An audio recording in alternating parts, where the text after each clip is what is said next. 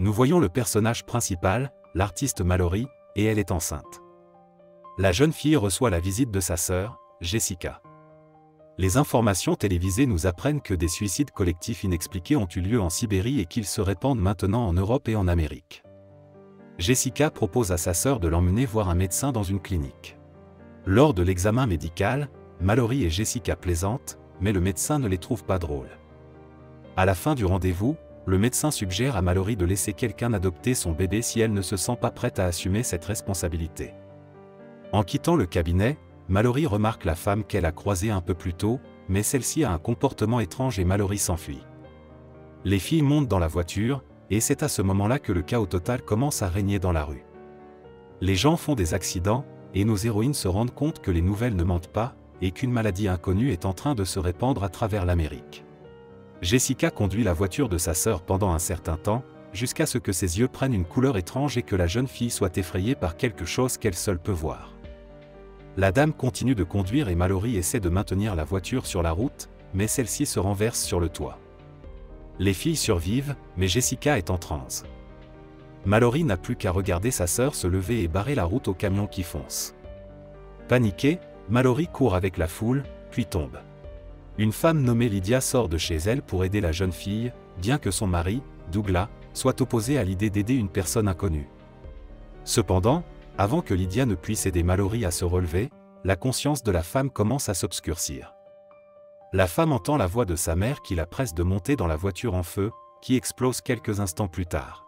Un homme à la peau foncée, nommé Tom, aide notre héroïne à se relever et ils courent ensemble dans la maison, mais ils sont suivis par un officier de police, nommé Lucy.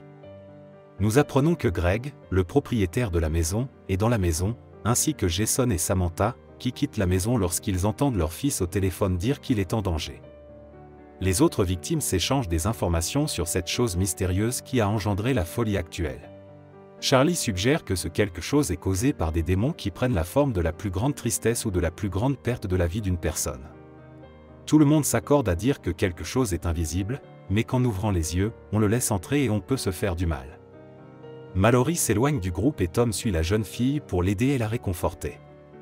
La femme raconte à Tom ce qui est arrivé à Jessica. Bientôt, le groupe verrouille toutes les portes et scotche les fenêtres avec des journaux pour qu'ils ne puissent pas regarder à l'extérieur. Bientôt, une femme nommée Olympia frappe à la porte. Elle supplie qu'on la laisse entrer dans la maison. Douglas s'oppose à l'ouverture de la porte. Mallory, au cas où, prend un fusil et se tient prêt à tirer. Fermant les yeux, le groupe laisse prudemment Olympia entrer dans la maison. Il s'avère que la dame est également enceinte. Greg propose ensuite d'observer ce qui se passe à l'extérieur de la maison à l'aide des caméras de surveillance placées sur la façade. Le groupe attache l'homme à une chaise pour que Greg ne puisse pas se blesser. L'homme est assis devant le moniteur, attendant de voir quelque chose. À un moment donné, quelque chose apparaît sur l'écran et, quelques instants plus tard, le groupe entend des coups provenant de la salle de surveillance. Les hommes courent vers le bruit. En ouvrant la porte, ils voient Greg basculer et se fracasser la tête sur le bord d'une table, jusqu'à ce que mort s'ensuive. Les hommes réduisent un écran d'ordinateur en miettes. Le soir, Olympia est seule avec Mallory et se demande comment elle va appeler son bébé. Mais Mallory n'a pas envie de socialiser et veut rester seule. Très vite, le groupe se retrouve à court de nourriture et se rend compte que personne ne viendra les secourir. Lucy, Charlie, Tom, Mallory et Douglas décident d'aller au supermarché où Charlie travaillait avant l'incident. Le groupe recouvre les vitres de la voiture avec de la peinture, les caméras avec du ruban adhésif et utilise le GPS pour ne pas se déplacer à l'aveuglette. Sur la route, le groupe a l'impression de rouler sur des cadavres, mais chacun essaie de l'ignorer. Bientôt, le GPS de la voiture commence à signaler la possibilité d'une collision dans toutes les directions. Quelque chose de mystérieux entoure nos héros. Tom parvient néanmoins à conduire le groupe jusqu'au supermarché. Nos héros débarquent au magasin, où ils prennent autant de provisions qu'ils le peuvent. Mallory voit les perroquets survivants, qu'elle décide d'emmener avec elle comme animaux de compagnie. Soudain, le groupe entend la voix de l'ancien collègue de Charlie enfermé dans un congélateur. L'homme supplie qu'on le laisse sortir.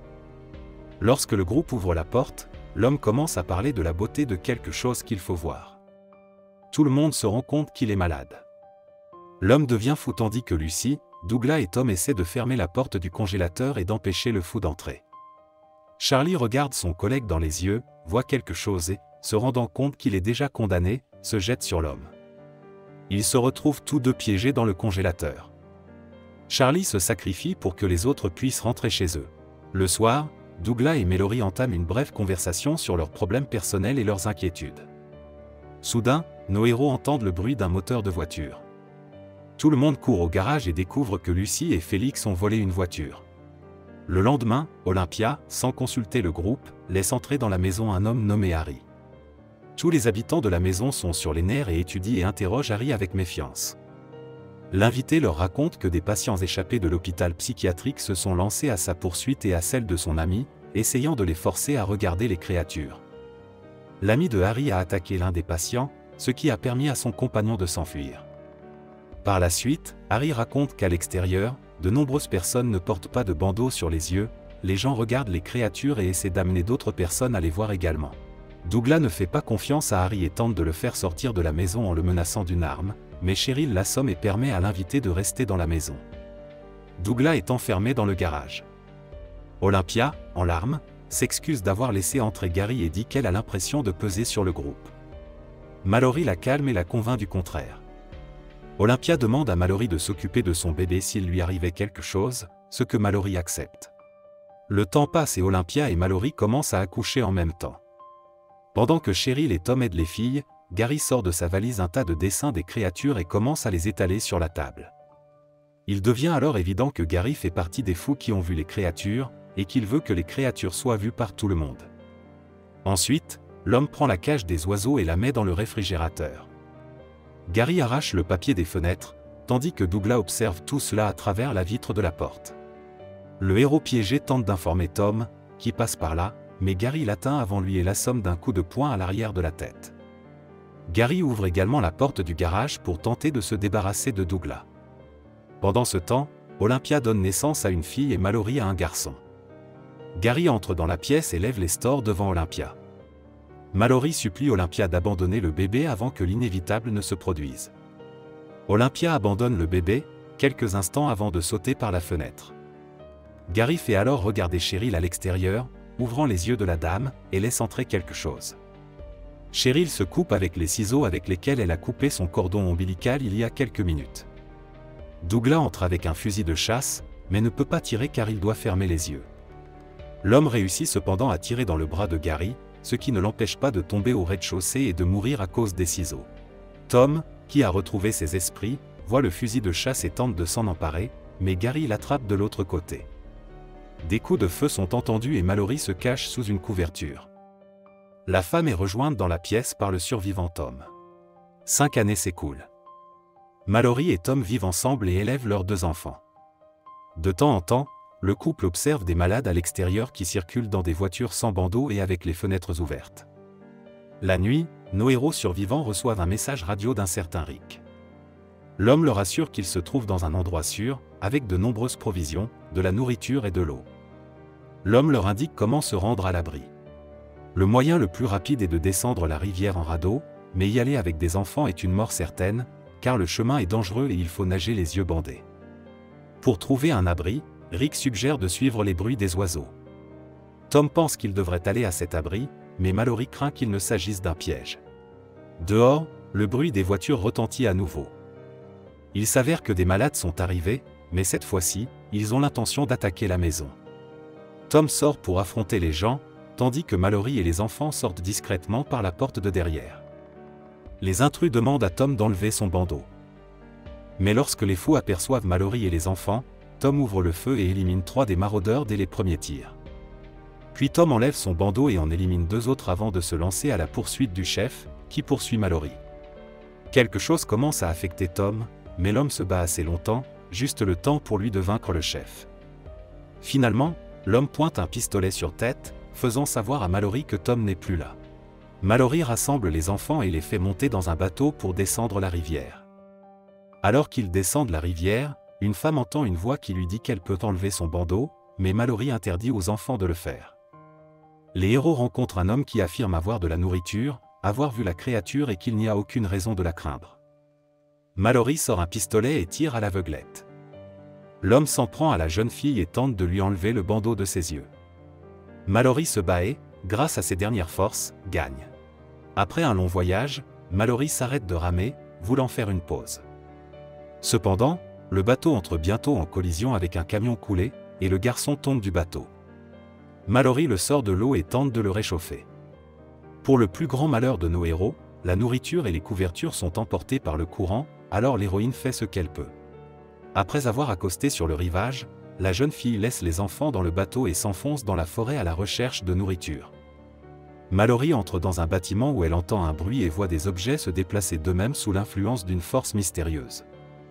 La jeune fille parvient à sortir du bâtiment, mais quelque chose la suit en continuant à murmurer son nom. Mallory tire en l'air avec son arme. À ce moment-là, la jeune fille entend des coups de feu et quitte le bateau pour aider Mallory.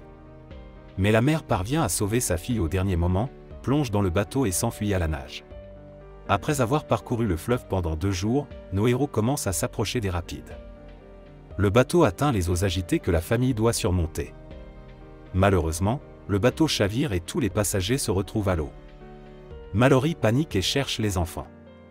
Mais bientôt la dame retrouve le garçon dans l'eau, tandis que la fille a nagé un peu plus loin et attend sa mère. Bientôt, nous voyons les 3 survivants marcher dans la forêt, où quelque chose chuchote au héros, et utilise tout son pouvoir pour les convaincre d'ouvrir les yeux et de regarder. Mais les pouvoirs de Mallory s'avèrent plus forts, et la jeune fille oblige les enfants à n'écouter qu'elle, et non l'entité. Nos héros suivent le chant des oiseaux jusqu'à ce qu'ils atteignent enfin l'abri. Quelque chose entoure notre famille alors qu'elle tente de pénétrer à l'intérieur, mais bientôt la porte s'ouvre et la famille se retrouve à l'intérieur du bâtiment. Les pensionnaires de l'asile vérifient les yeux de Mallory et des enfants avant de les laisser entrer, puis ils rencontrent Rick. Mallory découvre que l'asile est une école pour aveugles, et que les personnes qui s'y trouvent sont protégées des entités. Mallory et les enfants voient ensuite le docteur Lafemme, qui accueille joyeusement les nouveaux arrivants. Mallory dit que ce sont ses enfants et qu'elle est leur mère. Maman ouvre une caisse d'oiseaux pour qu'ils rejoignent les autres oiseaux du sanctuaire. C'est la fin du film. Merci à tous d'avoir regardé ce film jusqu'au bout. Donnez un like à cette vidéo. Écrivez dans les commentaires ce que vous pensez de ce film, et rendez-vous dans de nouvelles vidéos.